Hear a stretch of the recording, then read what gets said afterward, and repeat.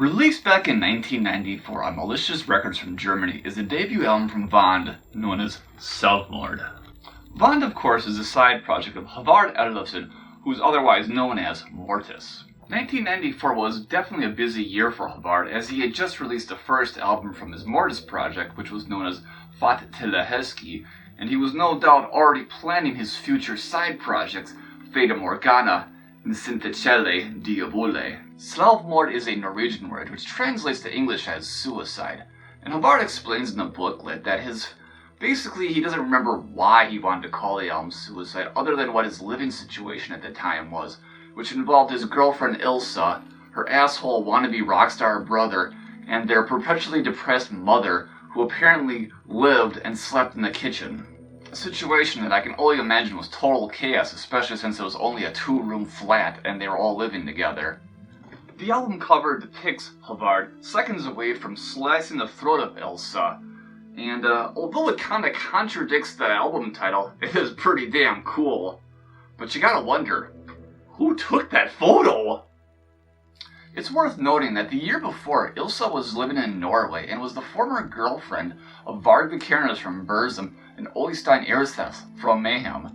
And in case you don't know your black metal history, in August of 1993, Varg Vikernes stabbed Euronymous, aka Oystein Erseth, to death. And there's been a lot of speculation over the years as to why it happened. Often reasons are cited that it was over money or just pure jealousy, but you can't help but wonder, did Varg Vikernes kill Oystein because of a girl?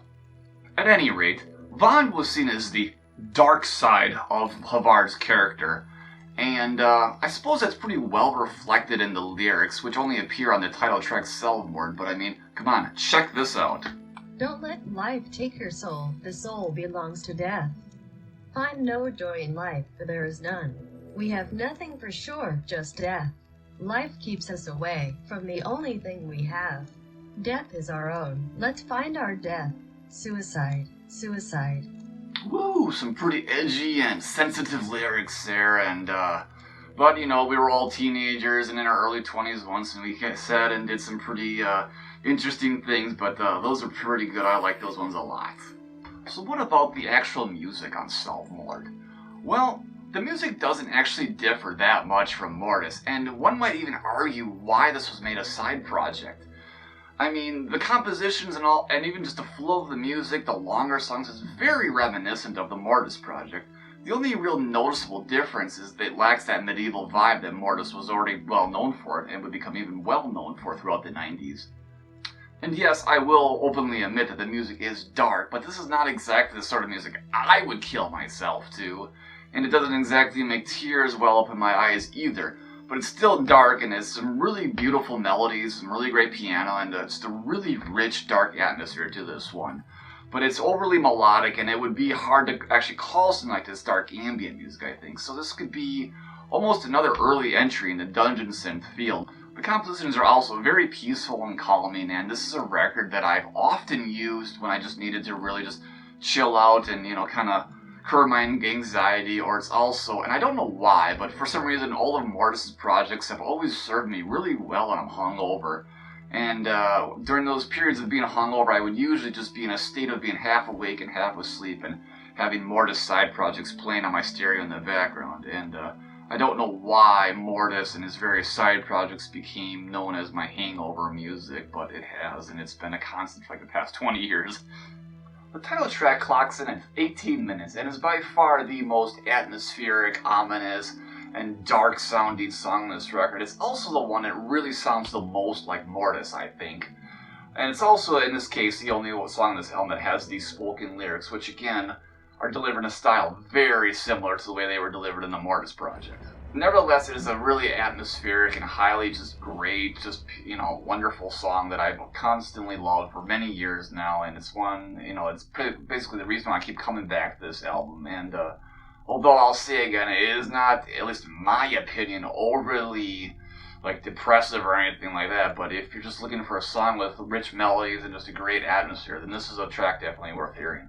The following two tracks, Na livet til farve and Reason til en Verden, have a very comparable dark and gloomy melancholy vibe to them, Although I somehow kind of prefer that third track, because towards the middle, the end of the song, it has more of a bombastic nature with some pounding drums and stuff like that. And it kind of, although again it does bring you to both the future and the past of Mortiis, it's still a really effective track, and I like it a lot. It's also kind of, when you listen to this track, it kind of makes you wonder, like, is this track, like, begging you to kill yourself? Or is these like, the drums of, like, renewal? Or are you coming back from these feelings of suicide? It's a really interesting thing, and it's really up to kind of each listener to kind of, you know, perceive these sounds and take them in as their own thing. The fourth and final song on this album, which is titled Sorgenlos, is probably the album's true highlight. It's a truly melodic and very atmospheric and dark, beautiful song with lovely piano melodies and just a gorgeous atmosphere to it, which, again, I don't think sounds particularly depressive. In fact, this album kind of has this fleeting hope behind it, so it's almost like as if the listener is supposed to, you know, perceive this as, you know, hope to not commit suicide, or just, you know, hope for better days to come. It's hard to say, but again, like I said before, it's all up to the listener how to perceive the sounds. But I've always just kind of really perceived this as a very beautiful track, and definitely one of the best tracks I think Håvard ever composed, especially in his early days. So look at the album cover art then, shall we? So on the front cover, of course, we have this classic picture of Håvard ready to slice Ilsa's throat. And, I mean, I don't care what anyone says, that's a cool fucking picture, man. And I still can't help but wonder, who took that picture? Did the, perpetually depressed mother that lived in the kitchen take that picture, or what? You gotta wonder. And then on the back cover, we have another scene of total macabre and horror as Ilsa tries to steal the knife from Håvard as he's about to kill himself. And she's screaming, "No, no, Håvard, do not do it! Life is worth living! You are a troll!" And, and then there's the lyrics to the title track there, and then within the booklet, there's the basically story of the album, and then a photograph of Håvard, who was only 19 years old when this album was wrote and recorded. And then finally, in the trade card, there's another close-up of Håvard's face, and I can't really tell if he's laughing or crying in the picture. It's a bit weird, but there you go. And what I have here is the 2004 reissue on Carmageddon Media and Candlelight USA, and I think this is probably one of the most common versions. I know you can track down the original, but I think you're probably going to have to pay probably a little bit more for that. This album's also been re-released in 2017, 2018 on cassette, vinyl, and CD, and also in various digital formats on Bandcamp. So it's really easy to get. It's well worth checking out. I think it's a great album, and I've held on to this album for 16 years, so it must mean that I really like it a lot. A few years after the initial Malicious Records pressing, the album was re-released in 1997 under the title of Sorgenlos.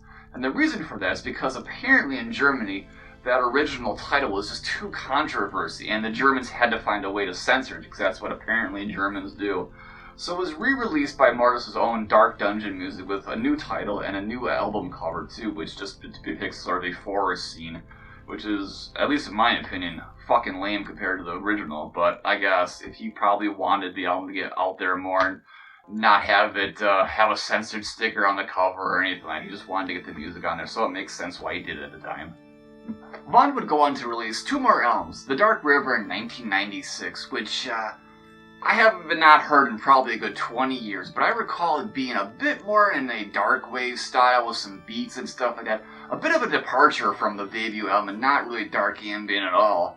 But like I said, I haven't heard it in many years. I don't own it anymore, so I really can't give you much insight on that.